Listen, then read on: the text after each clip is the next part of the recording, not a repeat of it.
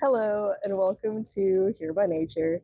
Today the video is going to take a little bit of a different format because this past week on Thursday I led my very first small group with the church.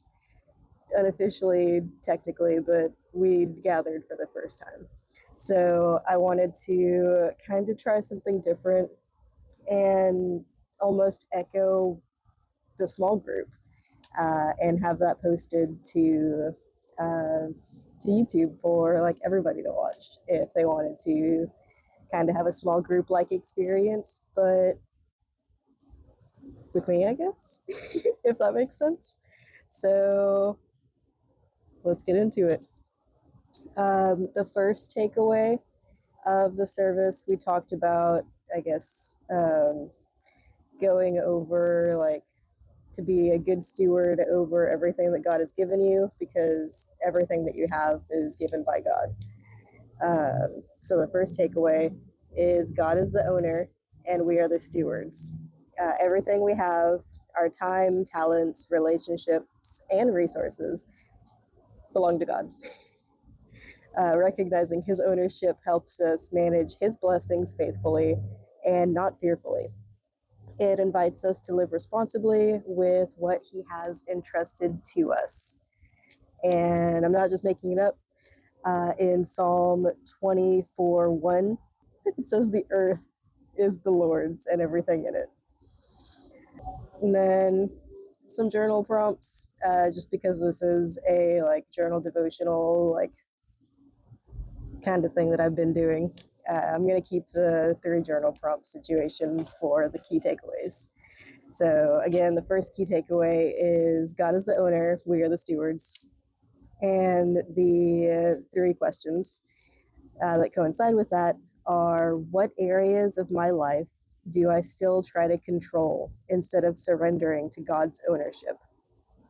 How can I be a more faithful steward of the time, talents, and resources God has entrusted to me?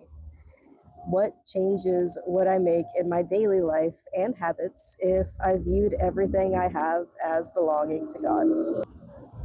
So I am outside again, and I had to pause it because the audio would have been really bad with somebody revving their engine, and hopefully it doesn't happen again. The second key takeaway is the heart reveals what we treasure. Stewardship begins in the heart. Where we invest our time and focus reveals what we truly value. God calls us to guard our hearts from misplaced affection for money or success, and to keep our devotion to him. And the verse coinciding with this is Matthew 6:21. For where your treasure is, there your heart will be also. And the journal prompts for the second key takeaway, which again is the heart reveals what we treasure. The questions are for journaling: what does my use of time and energy reveal about what I truly treasure most? How can I realign my heart and priorities so that God remains at the center of my life? When have I been tempted to value worldly success or possessions over spiritual growth, and how can I guard against that? And finally, the third key takeaway is generosity multiplies what we give. Generosity is not limited to finances. It is using what God has given us to bless others. When we release our gifts, time, and resources into God's hands, he multiplies them for his kingdom. Living open-handed allows us to experience his fullness. And the verse coinciding with this is Corinthians 9:11. You will be enriched in every way so that you can be generous on every occasion. And the journal prompts for that are: in what ways can I show generosity beyond money?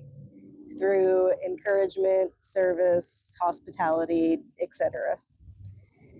How has God used my past acts of generosity to bless others to strengthen my faith? What would living with open hands, trusting God to multiply what I release, look like in this season of my life? And I don't know if I'm going to do a personal reflection part or not this week. If I do, it'll be at a different location back at my place. I just wanted to make sure that I at least got this out. Um, yeah, just in case.